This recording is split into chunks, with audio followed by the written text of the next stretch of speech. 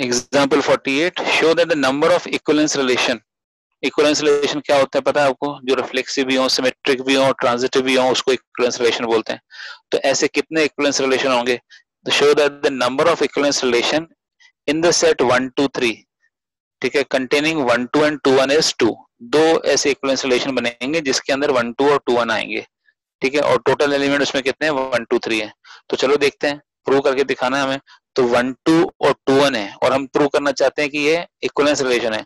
तो 1 इसमें अगर है तो 1 1 होना जरूरी है, 2 इसमें है तो उसमें 2 2 होना भी जरूरी है, और क्योंकि इस सेट के अंदर 3 एलिमेंट हैं तो 3 के साथ 3 नहीं हुआ तो हम बोलेंगे इक्विवेलेंस रिलेशन नहीं है, तो 3 3 का होना भी जरूरी है। अगर 3 के साथ 3 नहीं है तो रिफ्लेक्सिव भी नहीं है। तो हर एलिमेंट का रिलेशन खुद के साथ होगा तभी हम रिफ्लेक्सिव बोलेंगे। तो अगर 1 1 2 2 डाल दिया, 3 3 नहीं डाला, तो ये इक्विवेलेंस नहीं होगा। अच्छा 1 2 हमारे पास है, तो 1 2 है और 2 1 भी है, तो अब ये क्या बन गया? इक्विवेलेंस रिलेशन बन गया।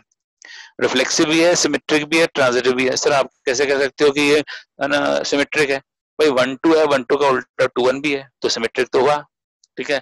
और ट्रांजिटिव कैसे कह सकते हो? सर 1 2 है और 2 1 है, तो क्या 1 1 नहीं है? क्या 1 1 भी है?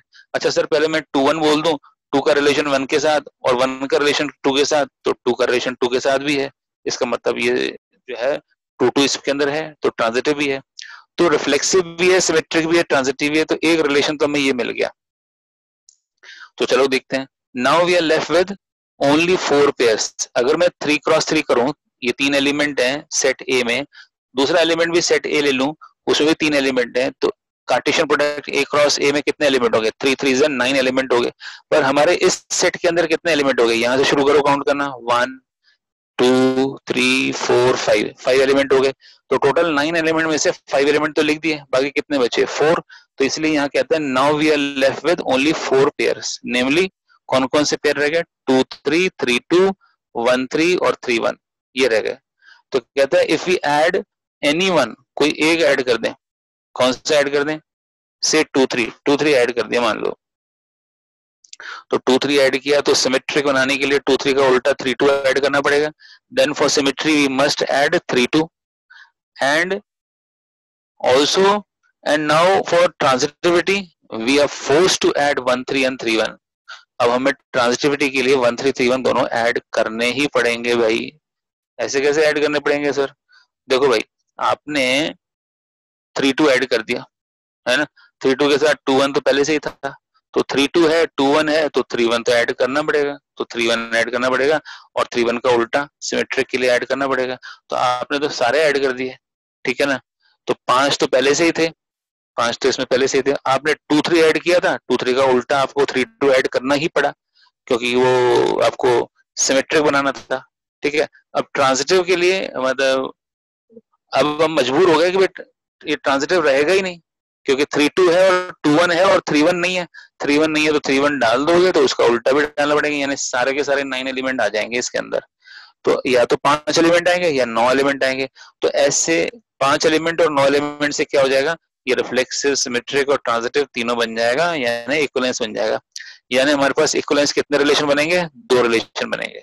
This shows that the total number of equivalence relation containing 1 2 and 2 1, ऐसा इक्विवेलेंस रिलेशन जिसमें 1 2 भी हो और 2 1 भी हो, ऐसे कितने इक्विवेलेंस रिलेशन बनेंगे? 2 इक्विवेलेंस रिलेशन बनेंगे।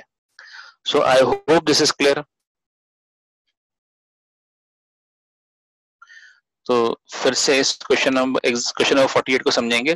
तो इसमें क्या कहता है? रिलेशन कंटेनिंग 1 2 एंड 2 1, 1 2 भी होना चाहिए, 2 1 भी होना चाहिए और वो इक्विवेलेंस भी होना चाहिए, ठीक है। और वो कौन से सेट में डिफाइंड है? सेट ए है 1 2 3, 3 एलिमेंट है इसमें। तो अगर इसमें 1 अगर दिया हुआ है तो 1 का रिलेशन 1 के साथ होना चाहिए, और अगर 2 दिया हुआ है तो 2 का रिलेशन 2 के साथ भी होना चाहिए। पर सेट ए के अंदर यहाँ पे 3 एलिमेंट भी दिया है, 3 पे मैंने टिक किया है देखो, तो 3 का रिलेशन 3 के साथ भी होना चाहिए। तो तीनों का रिलेशन खुद के साथ होना चाहिए, 1 का भी, 2 का भी और 3 का भी, तभी तो हम रिफ्लेक्सिव बोलेंगे। तो अगर 3 नहीं होगा तो हम रिफ्लेक्सिव नहीं कह सकते। हर एलिमेंट का खुद के साथ रिलेशन होना चाहिए। अब ये 2 एलिमेंट भी इंक्लूड कर दो जो हमें बोला है कि ये जरूर होने चाहिए, 1 2 और 2 1, ये दोनों डाल दिए। तो क्या अब ये रिफ्लेक्सिव तो हो गया, सिमेट्रिक भी है कि नहीं है? सिमेट्रिक है। कैसे? कि सर 1 2 का उल्टा 2 1 भी दे रखा है, तो यहाँ 1 2 है तो उसका उल्टा 2 1 है, तो सिमेट्रिक भी हो गया सर। तो ट्रांजिटिव है कि नहीं है भाई? पहले 1 2 लिखो और फिर 2 1 लिखो, तो उसका मतलब 1 का 1 के साथ रिलेशन है क्या? वो तो है। अच्छा मैं इसको उल्टा लिख दूं, कैसे? कि भाई मैं लिख दूं पहले 2 1 और बाद में लिख दूं 1 2, तो इसमें से 1 हटा दो बीच में से, तो 2 का रिलेशन 2 के साथ है क्या? 2 का रिलेशन 2 के साथ है, तो वो भी इसमें सेट के अंदर दे रखा है, तो इसका मतलब ये रिलेशन क्या हुआ? ट्रांजिटिव भी हुआ। तो ये रिलेशन रिफ्लेक्सिव भी है, सिमेट्रिक भी है और ट्रांजिटिव भी है। तो अब हमें पता करना है कोई और भी रिलेशन ऐसा हो सकता है क्या, और ऐसे कितने रिलेशन है? ये कहता है प्रूव करके दिखाओ 2 ही रिलेशन होंगे। तो चलो हम प्रूव करके दिखाते हैं 2 रिलेशन है। तो अपन ने क्या करना है, R2 लिखना है। R2 में ये सारे एलिमेंट तो लिखेंगे ही, ये तो मिनिमम नंबर ऑफ एलिमेंट्स हैं जो हमें लिखने ही लिखने हैं। रिफ्लेक्सिव बनाने के लिए तो ये तीनों तो आएंगे ही, और हमने 1 2 भी लिख दिया और 2 1 भी लिख दिया, ठीक है। ये मैंने 5 एलिमेंट लिखे। और अगर मैं पूछूं कि टोटल A क्रॉस A में कितने एलिमेंट्स होते हैं भाई, अच्छा मैंने इसको बंद नहीं करना है, इसमें कुछ ऐड करना है, तो ये ब्रैकेट हटा देते हैं। तो मैं पूछ रहा हूँ आपसे कि A क्रॉस A में कितने एलिमेंट्स होते हैं, तो आप मुझे A क्रॉस A लिखवाओ भाई। तो A क्रॉस A में 9 एलिमेंट्स होंगे, क्योंकि 3 3 9, तो एक होगा 1 1, फिर 2 2, फिर 3 3, फिर 1 2 2 1, फिर 2 3 3 2, और 1 3 और 3 1। तो ये सारे हो गए 9 एलिमेंट्स, ठीक है। इस तरह से हमारा ये A क्रॉस A। अब कहता है इनमें से और एक कौन सा एलिमेंट डालें, तो चलो मैं बोला जैसे इसके हिसाब से चले, जो मैंने पहले रीजनिंग दी थी उसी के हिसाब से जो बुक में दे रखा है, कि हमने ले लिया, मानो कौन सा एलिमेंट लिया,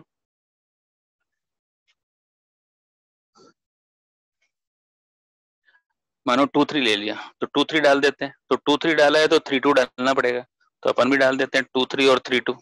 चलो लिख देते हैं यहाँ पे 2 3 और 3 2। तो यहाँ मैंने R2 में 2 3 लिखा, तो सिमेट्रिक बनाने के लिए मुझे उल्टा डालना पड़ा, 3 2 भी डालना पड़ा। पर एक बात बताओ कि अगर इसको मैं इन दोनों को देख लूं, किसको, मैं यहाँ साइड में लिख के दिखा रहा हूँ, एक तो मैंने लिया 3 2 और एक लिया मैंने 2 1, ठीक है ना। तो 3 2 भी है, मैंने अंडरलाइन कर दिया, और 2 1 भी है। तो क्या होना चाहिए ट्रांजिटिव बनने के लिए, तो मानो ये 3 1 होना चाहिए, 2 बीच में से हट गया मान लो, ठीक है। तो 3 1 होना चाहिए, तो 3 1 अगर है तो उसका उल्टा 1 3 भी होना ही चाहिए, क्योंकि हमें सिमेट्रिक बनाना है। तो इसलिए हमने इस बार कितने एलिमेंट ऐड कर दिए, चारों ऐड कर दिए, यहाँ से लेकर यहाँ तक ऐड कर दिए। 5 तो पहले से ही थे, 4 और ऐड कर दिए। तो ये क्या हुआ, ये तो हमारा A क्रॉस A हुआ, ठीक है। तो हमारे 2 ही रिलेशन बनेंगे जो क्या होंगे, इक्विवेलेंस होंगे, और जिसके अंदर कौन से एलिमेंट होंगे, 1 2 और 2 1 होंगे। तो I hope it is clear. Consider the identity function in, है ना, such that it will the domain is natural number and codomain is also natural number. तो in मतलब identity function defined on natural number, I का मतलब identity function, यानी in x मतलब x, in x मतलब x।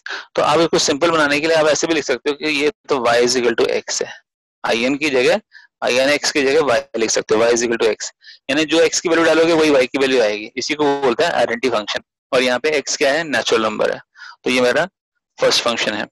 कहता है आगे कि show that although in is onto, but in plus in which also is defined from natural number to natural number, defined as in plus in x is equal to in x plus in x, यानी x plus x is equal to 2x is not onto, ये onto नहीं है। तो ये show करो कि onto नहीं है। तो ये तो बहुत सिंपल है भाई, ये 2x का मतलब क्या है, ये तो इवन नंबर है। तो इन सब की इमेज क्या होगी, x की वैल्यू 1 डालोगे तो इमेज क्या बनेगा। तो इसको एक बार मैपिंग से समझते हैं कि अगर हमने ये मान लिया पहला नेचुरल नंबर का सेट और ये दूसरा नेचुरल नंबर का सेट, तो यहाँ पे मैं एक एलिमेंट लूंगा और फंक्शन क्या है, फंक्शन हमारा y is equal to 2x है, यहाँ पर y is equal to 2x। तो ये भी नेचुरल नंबर का सेट है, ये भी नेचुरल नंबर का सेट है, ठीक है। तो अगर मैं 1 डालूं तो क्या आया भाई, यहाँ तो इमेज 2 आया, 1 का तो कोई प्री इमेज ही नहीं है, ऐसे ही 2 डालेंगे तो उसका इमेज क्या आएगा, उसका इमेज तो 4 आएगा, ठीक है ना। तो 3 का तो प्री इमेज ही नहीं है भाई, फिर 3 का इमेज क्या होगा, 3 का इमेज तो 3 2 जा 6, तो 6 इमेज होगा, तो यानी 5 का तो कोई प्री इमेज ही नहीं है। तो ये देख रहे हो आप, ऑड नंबर्स का कोई प्री इमेज ही नहीं दिख रहा हमें, इसका प्री इमेज नहीं है, 1 का प्री इमेज नहीं है। और वैसे भी अगर आप उल्टा लिखो इसको ना, इनवर्स निकालो, तो ये क्या हो जाएगा, यहाँ से x is equal to y by 2 हो जाएगा। तो अगर हम नेचुरल नंबर कौन सा डालें, y की वैल्यू कौन सी डालें कि वो डिविजल हो जाए 2 से, तो इवन नंबर डालोगे तो 2 से डिवाइड हो जाएंगे, अगर ऑड डालोगे तो डिवाइड होगा ही नहीं। तो x की वैल्यू अगर मैं यहाँ 1 y की जगह 1 डाल दूं तो x की वैल्यू तो हाफ आएगी, और हाफ तो नेचुरल नंबर नहीं होता, ठीक है ना। तो इसका मतलब ये y इज इक्वल टू जो 2x है वो हमारा ऑन टू नहीं होगा, क्योंकि इन सारे एलिमेंट्स के प्री इमेजेस नहीं आएंगे। तो चलो देखते हैं इसमें क्या लिखा है, clearly in is onto, तो ये आइडेंटिटी फंक्शन तो ऑन टू है, 1 का इमेज 1, 2 का इमेज 2, 3 का इमेज 3, ये तो आइडेंटिटी फंक्शन जो है ये तो ऑन टू है। पर in plus in is not onto, क्यों भाई, as we can find an element 3, जैसे 3 एलिमेंट मिल गया in the codomain n such that there does not exist any x in the domain n, तो 3 का pre image है ही नहीं, तो 3 का जो प्री इमेज यहाँ पे डोमेन में एग्जिस्ट ही नहीं करता। तो जैसे मैं लिख दूं 2x इज इक्वल टू 3, तो ऐसी कौन सी वैल्यू है x की जिससे ये 3 आ जाए, तो x की वैल्यू 3/2, पर 3/2 तो यहाँ दिख ही नहीं रहा आपको, तो 3 को 3/2 से कैसे कनेक्ट करें, तो यहाँ नेचुरल नंबर ही लिख रहे हैं, तो इसका मतलब ये ऑन टू नहीं है। तो I hope it is clear.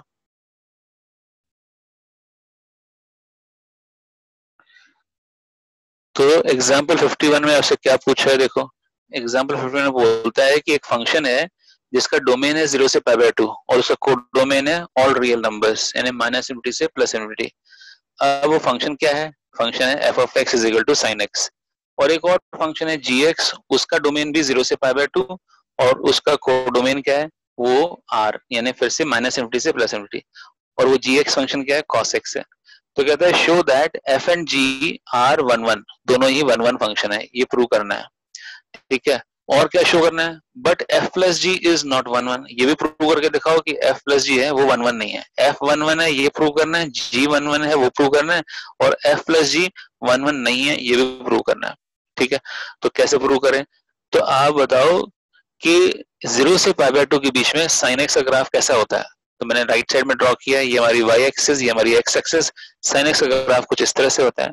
और अगर हम दो अलग अलग x की वैल्यू ले लें, x1 और x2 अलग अलग वैल्यूज हैं, डिस्टिंक्ट वैल्यूज हैं, तो x1 की वैल्यू के लिए sin x1 और x2 की वैल्यू के लिए sin x2, ये तो अलग अलग हाइट होंगी दोनों की।